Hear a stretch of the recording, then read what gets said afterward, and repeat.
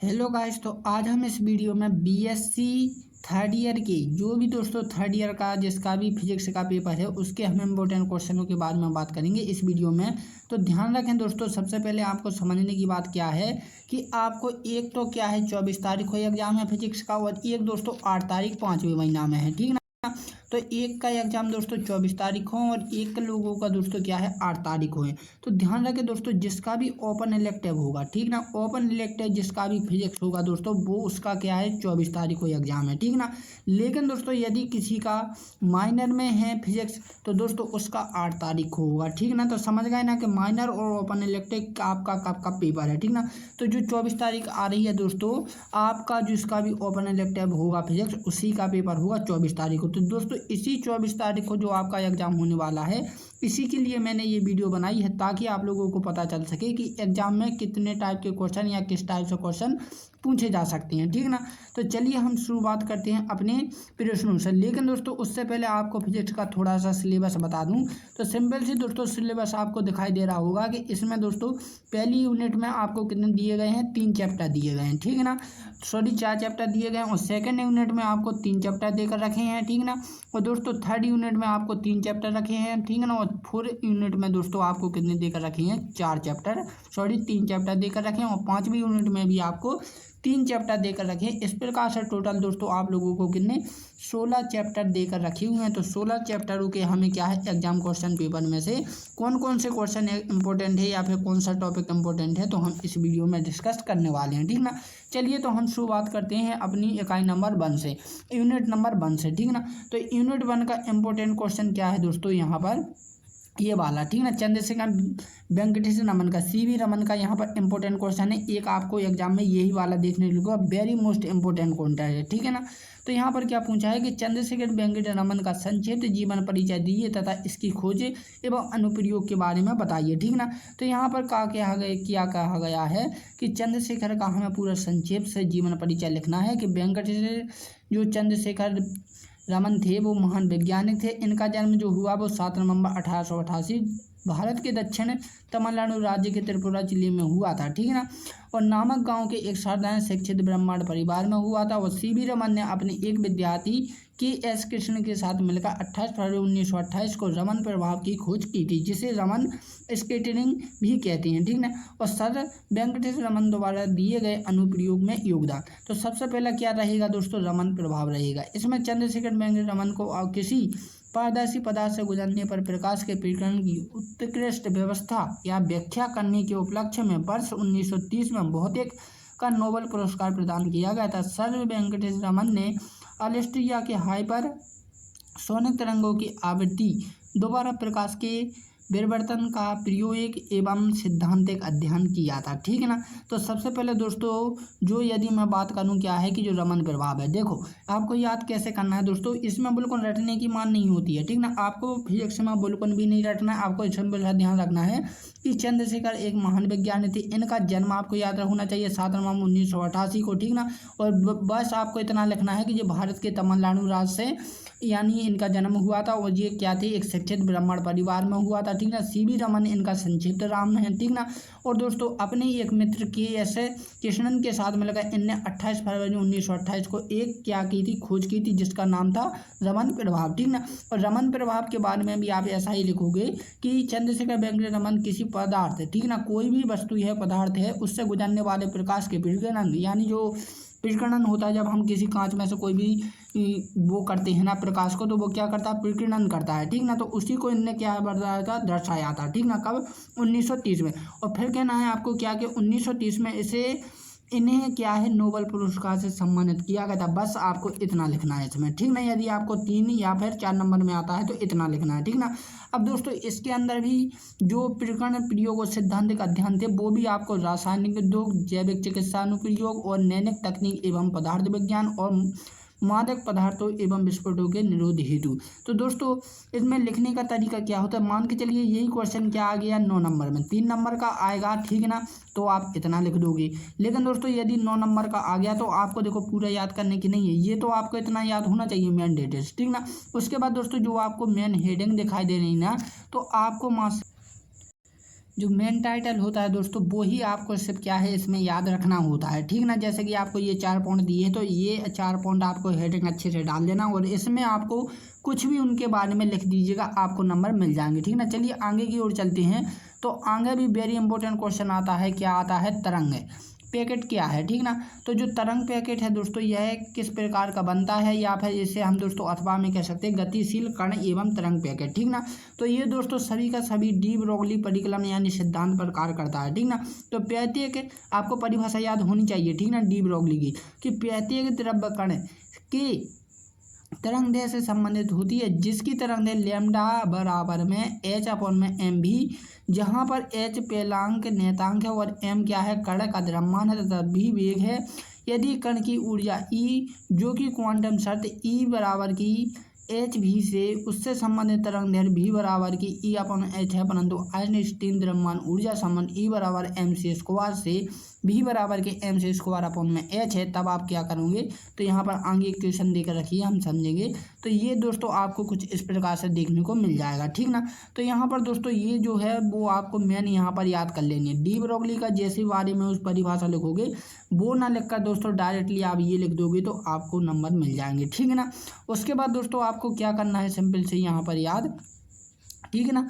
फिर उसके बाद दोस्तों आपको कुछ नहीं करना है, यहाँ पर जो आप देख रहे हो कि आइंस्टीन थे, ठीक है ना। आइंस्टीन ने अपेक्षा के सिद्धांत के किसी भी द्रव्य कण की चाल प्रकाश की चाल c से अधिक नहीं होती है, ठीक ना। इसलिए ऊपर दिए गए समीकरण से निष्कर्ष निकलता है कि डी ब्रोगली तरंग की चाल u प्रकाश की चाल c से अधिक होगी, ठीक ना। अब देखो दोस्तों यहाँ पर हो क्या रहा है, कुछ नहीं हो रहा है। जो आपको यहाँ पर क्या दिया है, u बराबर के c² में क्या दिया है, अपॉन में भी देकर रखा है, ठीक ना। तो वो बोल क्या रहा है दोस्तों, यहाँ पर देखो कि दोस्तों डी ब्रोगली तरंग दैर्घ्य, ये पूरा का पूरा किसका है दोस्तों, ये तरंग दैर्घ्य का है, ठीक ना, डी ब्रोगली का। तो उसने ये बोला है तरंग की चाल, तरंग की चाल का मतलब है दोस्तों u, ये क्या है, तरंग की चाल है, ठीक ना। और प्रकाश की चाल क्या है दोस्तों, c है, c से अधिक होगी, जो असंभव है, ठीक ना। यानी कि इसके बराबर क्या होगी, अधिक नहीं हो सकती, जो कि असंभव है, ठीक ना। इसके अलावा यदि कण से संबंधित डी ब्रोगली तरंग यू की चाल कण की चाल भी से अधिक होगी, यानी कि दोस्तों इससे क्या होगी, अधिक होगी, ठीक ना। तो कण पीछे रह जाएगा। इसके लिए यह स्पष्ट है कि द्रव कण के केवल तरंग दैर्घ्य संबंध नहीं होते हैं। जैसे सिलेंडर के अनुसार गतिमान द्रव कण एक तरंग पैकेट के तुल्य है, ना कि एक अकेली तरंग दैर्घ्य के तुल्य है, ठीक ना। आपको बस इतना ही लिख देना है और आपको ये डायग्राम बना देना है, आपको 9 नंबर मिल जाएंगे इसमें, ठीक ना। सिंपल सा आप समझ गए ना कि आपको इसमें क्या करना है, ठीक ना। चलिए दोस्तों ये चित्र बनाने के बाद आपको कुछ इसमें लिख देना है कि भाई जो तरंग हैं वो एक तरंगे पैकेट है, इसमें रो है, एच है, ठीक ना। तो ये आप लिख सकते हैं। इसके बाद अगले क्वेश्चन की ओर चलते हैं। तो अगला क्वेश्चन भी वेरी इंपॉर्टेंट क्वेश्चन है, जो कि तीसरा है, ठीक ना। कण तरंग द्वितीय व्यवहार के आधार पर हाइड्रोजन परमाणु की क्वांटीकरण व्याख्या कीजिए। तो हाइड्रोजन परमाणु क्वांटम क्वांटीकरण, ये वेरी इंपॉर्टेंट क्वेश्चन है, वेरी इंपॉर्टेंट क्वेश्चन लगातार 3 बार एग्जाम में आ चुका है, ठीक ना। तो इसमें आपको क्या लिखना है, थोड़ा सा कण तरंगी की द्वितीय प्रकृति और हाइड्रोजन के बारे में आपको लिखना है कि जो हाइड्रोजन परमाणु के उत्कर्षण वर्णक्रम की व्याख्या के लिए बोर के क्वांटम प्रतिबंध के अनुसार इलेक्ट्रॉन केवल उन्हीं स्थायी कक्षाओं में निर्भर नाभिक के चारों ओर घूमते हैं जिनके लिए इलेक्ट्रॉन का कोणीय संवेग h/2π का पूर्ण गुणांक होता है। यदि m द्रव्यमान का इलेक्ट्रॉन r त्रिज्या की स्थायी कक्षा में भी से घूमता है तो आपको क्या लिखना है, ये किसका है, हाइड्रोजन परमाणु में क्वांटीकरण का सिद्धांत है, ठीक ना। तो ये mvr बराबर के n सही h/a में 2πr आपको याद रखना है, ठीक ना। जहाँ n बराबर क्या है, गिनती है, इन्फिनिटी होगा यहाँ पर, ठीक है ना। तो यहाँ पर ये समीकरण आपको याद होना चाहिए, ये मेन डिटेल्स आपको याद होनी चाहिए, ठीक ना। इसके अलावा दोस्तों यदि ये तो देखो 3 नंबर में आएगा तो आप इतना लिख सकते हैं, लेकिन मान के चलिए यही क्वेश्चन 9 या 14 नंबर में आएगा तो आपको ये डायग्राम भी बनाना होगा। इसके बाद दोस्तों कुछ इंपॉर्टेंट भी लिखना होता है इसमें, जैसे कि अब यदि डी ब्रोगली की तरंग दैर्घ्य है, ठीक ना, क्या दोस्तों तरंग दैर्घ्य, ठीक ना। तो तरंग अभिधारणा के इलेक्ट्रॉन के साथ ढंग व्यवहार मान लिया जाए तो स्थायी कक्ष का परिणाम इलेक्ट्रॉन के साथ संबंधित तरंग दैर्घ्य का पूर्ण गुणांक होना चाहिए, अर्थात 2πr बराबर की क्या होगा दोस्तों, n लैम्डा होगा, ठीक ना। जहाँ पर लैम्डा बराबर क्या है दोस्तों, h/m MV है, ठीक है। इसे हम समीकरण सेकंड दे सकते हैं। अब आपको क्या करना है, समीकरण सेकंड में लैम्डा का मान रखना है, तो आपको ये वाली इक्वेशन मिलेगी और इसके बाद दोस्तों आप या करके या इसे सॉल्व करके ये ला सकते हैं, ठीक ना। बस यही हमें प्रूव करना था और यहाँ पर हम लिख देंगे कि डी ब्रोगली की तरंग दैर्ध्य स्पष्ट है, ठीक ना। इतना लिखकर हम लिख सकते हैं डायरेक्टली ये स्पष्ट है या फिर सिद्ध हुआ, ठीक ना। तो आपको क्या 9 नंबर इसमें मिल जाएंगे, ठीक ना। मुझे नहीं लगता कि ये 14 नंबर का है, नहीं है 14 का, ये मात्र से मात्र क्या है 9 नंबर या 3 नंबर का होगा, ठीक ना। चलिए दोस्तों अगला क्वेश्चन भी वेरी इंपॉर्टेंट क्वेश्चन है कि क्वांटम यांत्रिकी की मुख्य अभिकृति लिखिए तथा उन्हें समझाइए, ठीक ना। तो यहाँ पर दोस्तों क्या करना है कि क्वांटम के बारे में आपको लिखना है, ठीक ना। क्वांटम यांत्रिकी क्या होती है दोस्तों, तो क्वांटम यांत्रिकी की मुख्य अभिकृतियां निम्नलिखित से हैं। नंबर 1 क्या है कि किसी निकाय के कणों के गुणांक का वर्णन स्थित निर्देशांक तथा समय के फलन साइन दोबारा व्यक्त किया जाता है, जिसे तरंग फलन कहते हैं, जो कि परिमित सतत एवं फलन एकमान होता है। तो यहाँ पर दोस्तों एक परिभाषा भी आपको ध्यान रखनी चाहिए। तो यहाँ पर क्या बोल रहा है दोस्तों, यदि आपसे तरंग फलन के बारे में पूछा जाए और 3 नंबर का क्वेश्चन बन सकता है कि तरंग फलन क्या है, तो आपको यही वाली परिभाषा लिख देनी है कि किसी निकाय के कणों के गुणन का वर्णन स्थिर निर्देशकों तथा समय के फलन साइन द्वारा व्यक्त किया जाता है, जिसे हम फलन कहते हैं, ठीक ना, जो कि परिमित और सतत एवं एक मान होता है, ठीक ना।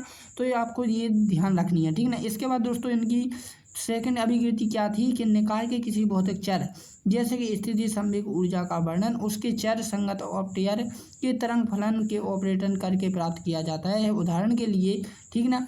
तो दोस्तों अब तीसरी क्या है, इसमें थोड़ा सा हम नीचे चलते हैं, तो यहाँ में तीसरा भी दिया है, ठीक ना। इसी प्रकार चौथा से भी दिया है, तो ये सभी का सभी आपको कर लेना है, ठीक ना। तो एक बार इसका स्क्रीनशॉट ले लें और पढ़ लें, ठीक ना। अब हम बात करेंगे दोस्तों इंपॉर्टेंट क्वेश्चन के बारे में। तो यहाँ पर 5वीं भी देकर रखी है, 6ठी भी, ठीक ना।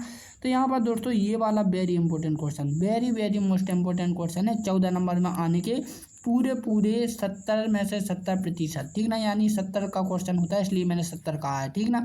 ये पूरा 100 आएगा आपको। लिखिए सल आवर्त दौलत की ऊर्जा के आइगन मान लिखिए, ठीक ना। तो ये आइगन वाला जरूर आएगा, ठीक ना। तो दोस्तों इसे अथवा में भी आपको याद रखना होगा कि सल आवर्त गति कर रही कण के ऊर्जा स्तर किस प्रकार होते हैं। तो आपको दोस्तों आइगन मान नहीं, ठीक ना, आइगन मान इसमें याद नहीं रखिएगा। यदि आपको कहीं पर भी दोस्तों सरल आवर्त गति आपको दिखाई दे जाए क्वेश्चन में, तो आपको यही वाला क्वेश्चन टिप देना है, ठीक ना। लेकिन दोस्तों जब भी आप क्या है फिजिक्स में यदि नहीं आता है, तो आपको करना क्या होता है, कुछ नहीं करना होता है दोस्तों। सिंपल से आपको इतना ध्यान रखना होता है कि जो मेन क्या होता है, मेन परिभाषा होती है कि जैसे देखिए सल आवर्ती दौलत की ऊर्जा के आइगन मान ई बराबर आपको ये वाला लिख देना है, ठीक ना। जहाँ पर ऊर्जा स्थिरांक n बराबर है, तो ये सब कुछ आपको लिख देना है। उसके बाद दोस्तों आपको ये वाला क्या है पैराग्राफ बना देना है। समझ लीजिएगा दोस्तों कि इसमें ही एग्जामर्स खुश हो जाएगा और आपको पूरे में से पूरे नंबर दे सकता है, ठीक ना। देखो तरंग फलन की अभिष्टता से क्या मिलते हैं, तो जैसा कि मैंने कहा था कि वो परिभाषा भी लिख सकते हैं, ठीक ना। तो ये परिभाषा भी आप लिख सकते हैं, ठीक ना। अब दोस्तों यहाँ पर 7वां क्वेश्चन है जो कि इम्पोर्टेंट नहीं है, 8वां भी इम्पोर्टेंट नहीं है, लेकिन दोस्तों आप इसका स्क्रीनशॉट ले लें और आप इन्हें पढ़ लीजिएगा, ठीक ना। अब हम बात करते हैं दोस्तों दीर्घ की। तो दीर्घ का दोस्तों वेरी इंपॉर्टेंट क्वेश्चन है कि प्रकाश विद्युत प्रभाव क्या है, प्रकाश में विद्युत प्रभाव की प्रायोगिक निर्देश लिखिए और इसे समझाइए, ठीक ना। तो यहाँ पर जैसा कि मैंने कहा था दोस्तों कि सबसे पहले जो मेन हेडिंग होती है या फिर दोस्तों जो मेन क्वेश्चन होता है उसके बारे में आपको पता होना चाहिए। जैसे कि इसके बारे में क्या पूछा है, प्रकाश विद्युत के बारे में पूछा है, तो प्रकाश विद्युत क्या होता है। तो देखो यहाँ पर क्या लिखना है आपको कि जब किसी धातु के तल, ठीक ना, तल पर पराबैंगनी प्रकाश डाला जाता है तो धातु तल से इलेक्ट्रॉन मुक्त होकर उत्सर्जित करने लगती है, ठीक ना। इस घटना को प्रकाश विद्युत प्रभाव या उत्सर्जित इलेक्ट्रॉन या प्रकाश इलेक्ट्रॉन कहा जाता है, ठीक ना। तो देखो आपको प्रकाश विद्युत ना कहकर दोस्तों इलेक्ट्रॉन प्रकाश कहा जाए, ठीक ना, उत्सर्जित इलेक्ट्रॉन कहा जाए, प्रकाश इलेक्ट्रॉन परिभाषा की जाए, तो आपको इन सभी के नाम याद होने चाहिए। इसका मतलब यही है कि विद्युत प्रभाव के बारे में पूछ रहा है, ठीक ना। तो इसके बाद दोस्तों आपको क्या करना है कि विद्युत प्रकाश से संबंधित कुछ निम्नलिखित तथ्य हैं जो कि आपको याद होनी चाहिए, ठीक ना। तो आप इनका स्क्रीनशॉट ले लें और याद कर लें, ठीक ना। अब हम बात करते हैं दोस्तों क्या है अगले क्वेश्चन की, ठीक ना। यहाँ पर वही वाला क्वेश्चन चल रहा है, तो यहाँ पर देख लें, ठीक ना, एक बार प्रकाश में डाल लें आंखों में, ठीक ना। तो देखो यहाँ पर आइंस्टीन द्वारा व्याख्या दी गई थी आइगन में, तो आपको ये भी आपको याद होना चाहिए, ठीक ना। तो थोड़े थोड़े जो मेन नोट होते हैं दोस्तों, केवल से केवल आपको उन्हीं के बारे में लिखना होता है, पूरा लिखने की आवश्यकता नहीं होती है, ठीक ना।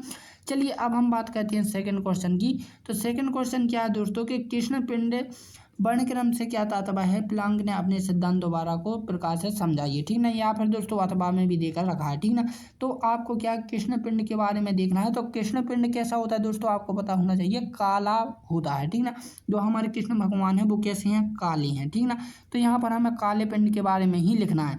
तो वह पिंड, ठीक ना, यहाँ पर क्या देकर रखा है कि वह पिंड जो अपने पृष्ठ पर आपके संपूर्ण विवरण को चाहे उसी तरंग दैर्घ्य कुछ में भी हूँ, ठीक ना, मिलीमीटर में हूँ, पूर्ण अवशोषित कर लेता है तो कृष्ण पिंड कहलाता है। व्यवहार में एक ऐसी समतलीय कैविटी को, ठीक ना, कृष्ण पिंड माना जा सकता है जिसके अंदर बाहर से विकसित एक छोटे छिद्र से होकर प्रवेश कर सके।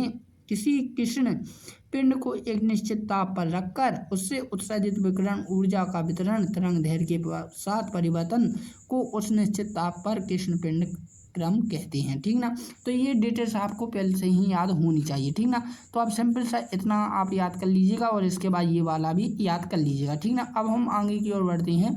तो आगे के बाद दोस्तों कृष्ण पिंड में आपको ये डायग्राम भी आपको बना देना है। ठीक ना, जैसे ही आप बनाओगे दोस्तों तो इसके बाद आपको क्या है, कुछ इसके निष्कर्ष भी लिखने होंगे। ठीक ना, तो यहाँ पर दोस्तों कितने निष्कर्ष देकर रखे हैं, यहाँ पर 1 2 3 4 5। ठीक ना, तो 5 निष्कर्ष देकर रखे हैं।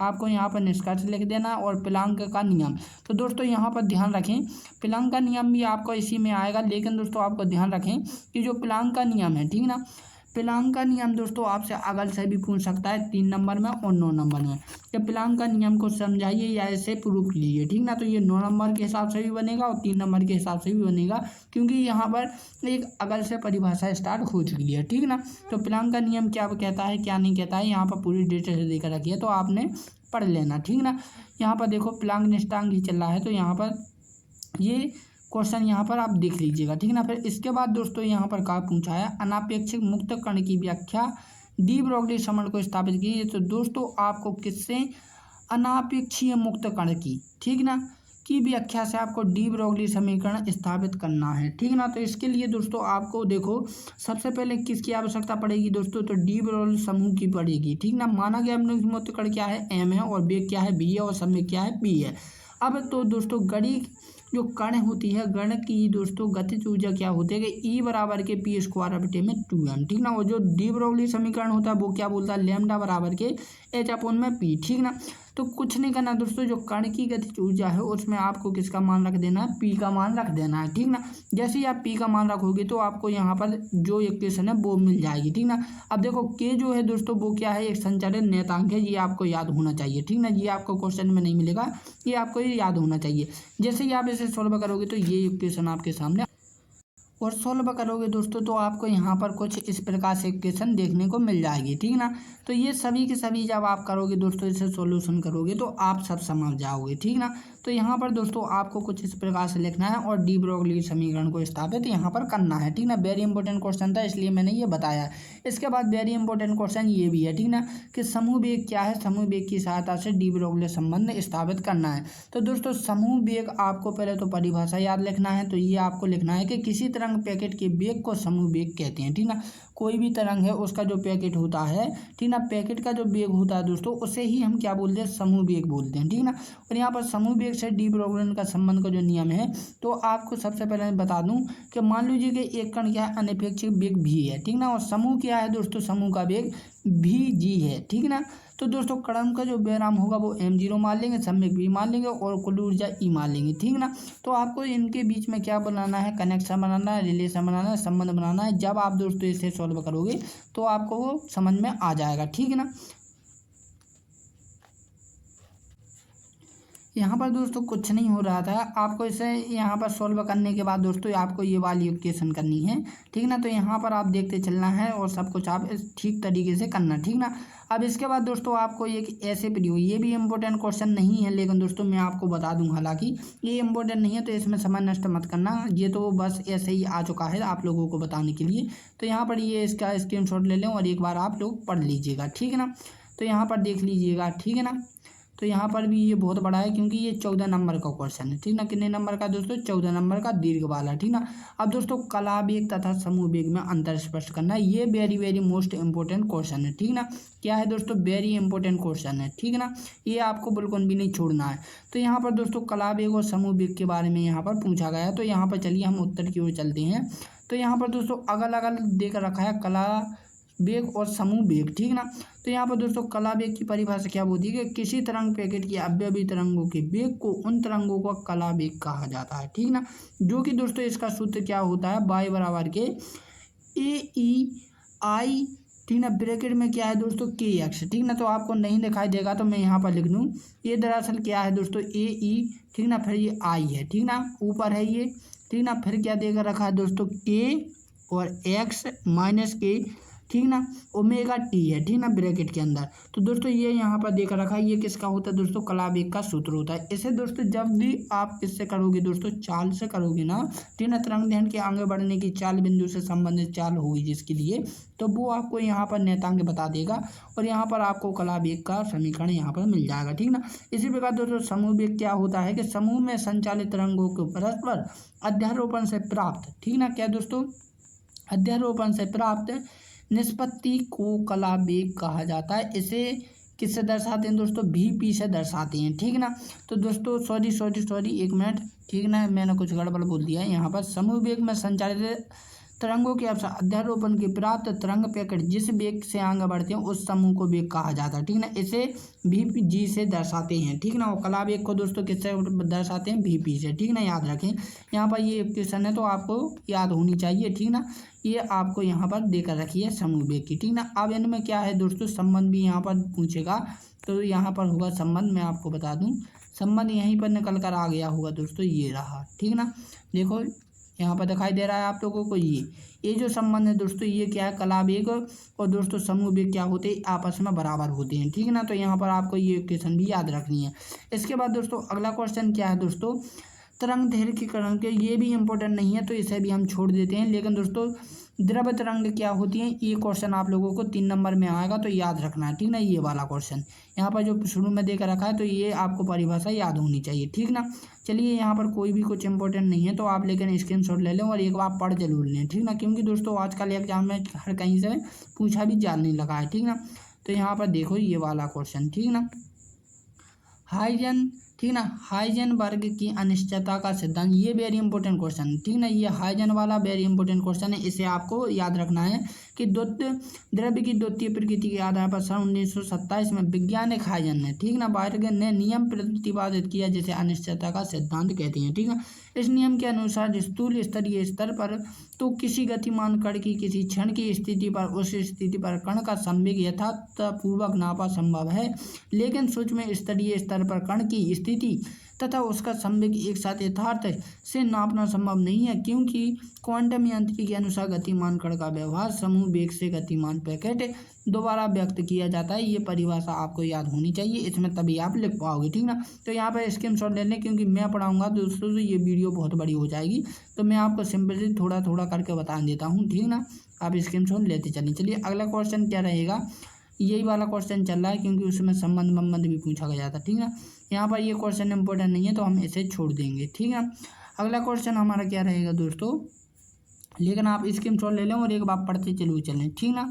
तो यहाँ पर मैं एक एक क्वेश्चन दोस्तों आपको बता रहा हूँ, ऐसा नहीं है कि दोस्तों जो इम्पोर्टेंट है केवल मैं वही बता रहा हूँ। मैंने वो वाली वीडियो या फिर वो वाली भी दोस्तों फोटो क्लिक करके रखी है जो इम्पोर्टेंट है अथवा इम्पोर्टेंट नहीं है, ठीक ना, दोनों ही, क्योंकि दोस्तों आपको पता भी तो होना चाहिए कि एग्जाम में कैसे क्वेश्चन पूछे जाते हैं, ठीक ना। तो यहाँ पर देख सकते हैं सभी के सभी की जो क्वेश्चन है दोस्तों मैंने आप लोगों को बता दिए, ठीक ना। ये हाइजेनबर्ग पर है, ये भी दोस्तों इंपॉर्टेंट क्वेश्चन है। इसमें बोर्ड के प्रथम कक्षा की त्रिज्या ज्ञात करना थी, ठीक ना। तो ये क्वेश्चन आप लोगों को याद होना चाहिए, ठीक है। चलिए आगे की ओर चलते हैं। यहाँ पर कुछ नहीं है, कुछ खास नहीं है दोस्तों यहाँ पर भी, ठीक ना। ये आपको अगर याद हो जाए तो याद कर लेना, नहीं हो तो फिर इसे भी छोड़ देना, ठीक ना। यहाँ पर भी कुछ खास नहीं है दोस्तों, जो जो मैंने बताए हैं वो आप कर लीजिए पहली यूनिट में से, क्योंकि दोस्तों ये हमारी यहाँ पे पहली यूनिट ही चल रही है, ठीक ना। क्या चल रही है दोस्तों? पहली यूनिट। इसके अलावा दोस्तों फिर हम सेकंड वाली यूनिट पर बात करेंगे। तो ये दोस्तों कुछ न्यूमेरिक क्वेश्चन हैं, ठीक ना। प्रांशे के जो अंकित प्रश्न होते हैं यहाँ पर देख रखा है। ये दोस्तों 2007 में पूछा भी जा चुका था, तो आपको एक प्रकार से कर लेना, क्योंकि ये 3 नंबर में आ सकता है, ठीक ना। चलिए दोस्तों अब हम बात करेंगे दोस्तों क्या है अगली यूनिट की। तो अगला यूनिट क्या है दोस्तों? तो अगली यूनिट हमारी 2 है, जो कि दोस्तों इसमें क्या है, सुरंग प्रभाव क्या है, ठीक ना। तो इसको दोस्तों हम क्या करेंगे, हम अगली वीडियो में करेंगे। आज दोस्तों कितनी तारीख है? 16 तारीख है, ठीक ना। 16 के बाद सॉरी दोस्तों आज 16 तारीख है, तो हम ये 17 को अपलोड करेंगे, ठीक ना। इसी प्रकार दोस्तों आपका 24 तारीख को पेपर है, तो 5 यूनिट है दोस्तों, तो हम प्रतिदिन एक यूनिट की आपको वीडियो उपलब्ध करा देंगे, जिससे आपका सिलेबस भी पूरा हो जाएगा, ठीक है ना। तो आज के लिए दोस्तों हम इतना ही, और अगली यूनिट की वीडियो देखने के लिए मेरे आप इस यूट्यूब चैनल से जुड़ जाइए। तो दोस्तों अब हम मिलते हैं अपनी अगली वीडियो में, तब के लिए जय हिंद एंड जय भारत।